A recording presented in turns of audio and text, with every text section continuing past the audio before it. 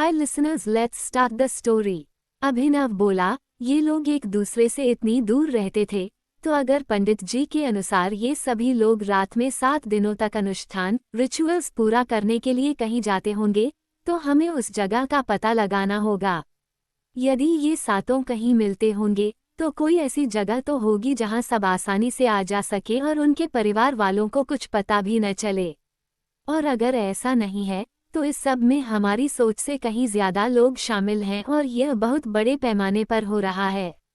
उसने आगे कहा, हमें शुरुआत उस जगह से करनी होगी जहां से यह केस शुरू हुआ है और इन सब में जागृति का क्या लेना देना है, ये भी देखना होगा। रोहित ने पूछा, ये जागृति कौन है? अभिनव के बोलने से पहले ही पीयूष बोल पड़ा, यह अभिनव की पत्नी है और इन सब की शुरुआत उसी के केस से जुड़ी हुई है।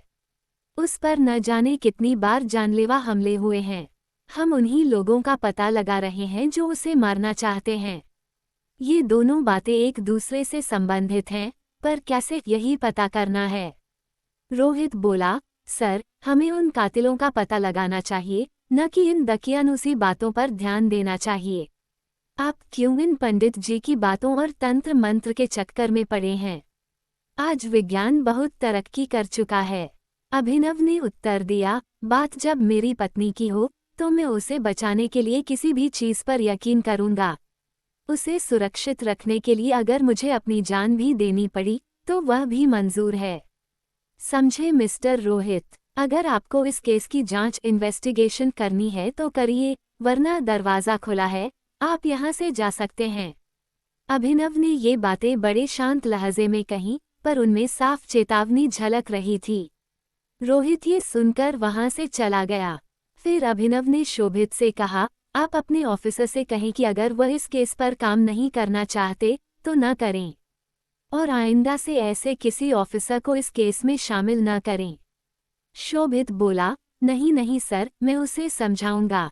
उसकी तरफ से मैं आपसे माफी मांगता हूँ। सॉरी सर, अगली बार से ऐसा कुछ नहीं होगा।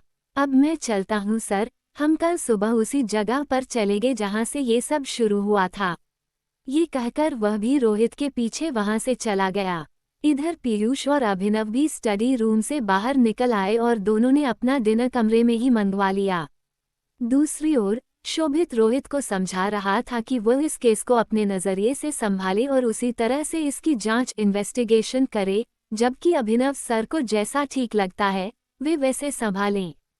दोनों का मकसद तो यही है कि सच सामने आए, और अगर इस केस में तुम्हारा दृष्टिकोण एस्पेक्ट सही साबित हुआ, तो इसमें हमारा ही फायदा है। रोहित बोला, बात तो सही है, ये केस एक रहस्य मिस्ट्री बना हुआ है। अगर हम इसका सच सबके सामने लाते हैं, तो मीडिया की नज़र में हम ही हीरो होंगे और प्रमोशन भी पक्का है। ठीक है, मैं इस केस की अपने नज़रिए से तफ्तीश करूंगा। शोभित ने कहा, कल तुम सर से माफी मांगोगे। चलो, अब ठीक है, मैं अपने रास्ते और तुम अपने। कल मिलते हैं, मैं सारी डिटेल्स दे दूंगा। इसके बाद वे दोनों अपने अपने रास्ते चले गए। इधर अभिनव जागृति को कॉल लगाता है। कॉल रिसीव होते ही जागृति की आवाज़ अभिनव के कानों में पड़ती है। अभिनव सुकून से अपनी आंखें बंद कर लेता है। दोनों तरफ बस सांसों के चलने की आवाज़ें ही आ रही थीं। जब जागृति कुछ नहीं बोलती, तो अभिनव उसे चुप पाकर बोलता है, हेलो जुगनू। यह आवाज़ सुनकर जागृति की धड़कनें बढ़ गईं। जागृति बोली, हाँ। अभिनव ने पूछा, वहाँ सब ठीक है? कोई दिक्कत तो नहीं हो रही तुम्हें? और तुम वहाँ एंजॉय तो कर रही हो ना? जागृति ने धीमे से कहा, हाँ। वह बोलना तो बहुत कुछ चाहती थी, पर हाँ से ज़्यादा कुछ बोल ही नहीं पा रही थी। उसके मन में इस वक्त चल रहा था, सबके साथ होने पर भी बस आपका ही ख्याल आ रहा है, पता नहीं क्यों। इतने दिनों में आपकी आदत सी हो गई थी। जागृति को फिर से खामोश सुनकर अभिनव बोला, क्या हुआ? तुम कुछ बोल क्यों नहीं रही हो? जागृति अपने ख्यालों से बाहर आते हुए बोली, जी हाँ, क्या पूछा आपने? अभिनव बोला, क्या हुआ? सब ठीक तो है। तुम्हारी तबीयत ठीक है ना? तुम्हारी सांसें इतनी तेज क्यों चल रही हैं? जागृति बोली, ऐसा कुछ नहीं है, मैं ठीक हूँ। आप बताइए, आपने कॉल क्यों किया था? कोई काम था, और अब आपका हाथ कैसा है?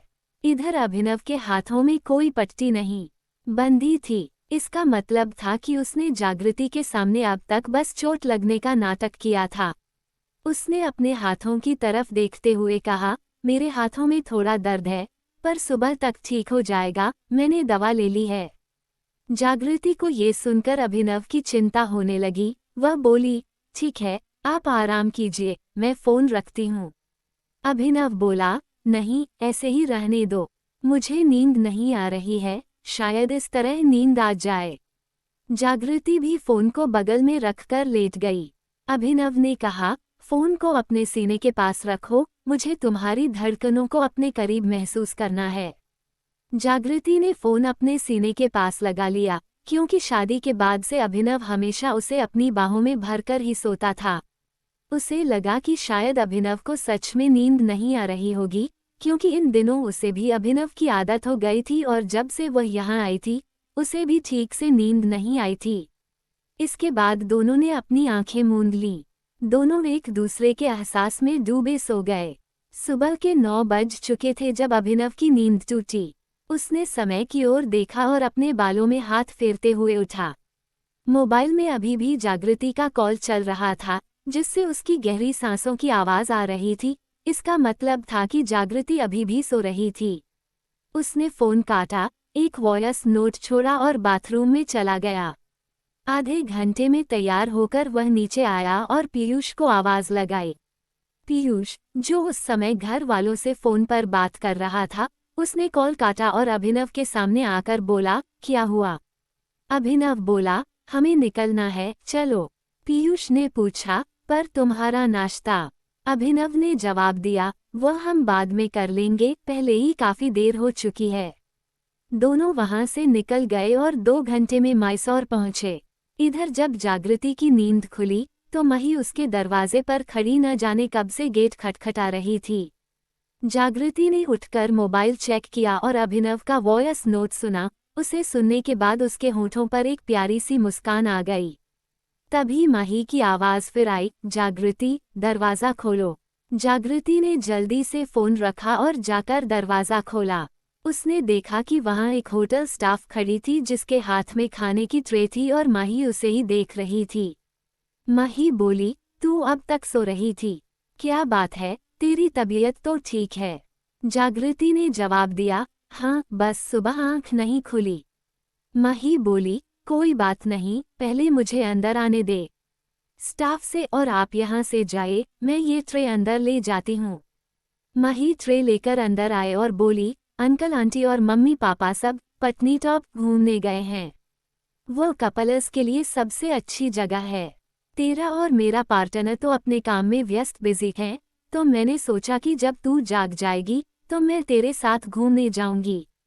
जागृति ने मुस्कुराते हुए पूछा, मेरा पार्टनर तो समझ आता है, पर तेरा पार्टनर? मही बोली, पीयूष और कौन? जागृति ने हैरानी से पूछा, तुम दोनों तो दोस्त हो, ये सब कब से शुरू हुआ?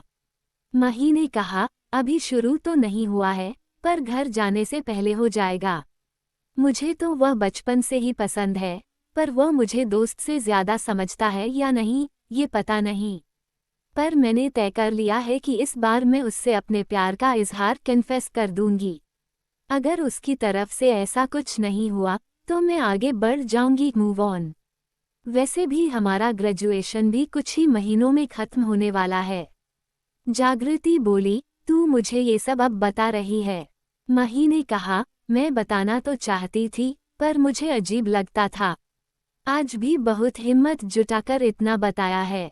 अब बस उसके आने पर तू मेरी थोड़ी मदद कर देना। जागृति बोली, उससे पहले तू मुझे आज पार्टी ट्रीट देगी।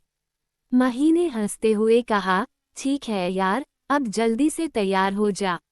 आधे घंटे बाद वे दोनों भी घूमने के लिए निकल गईं। Thanks for listening cuties, bye bye cuties.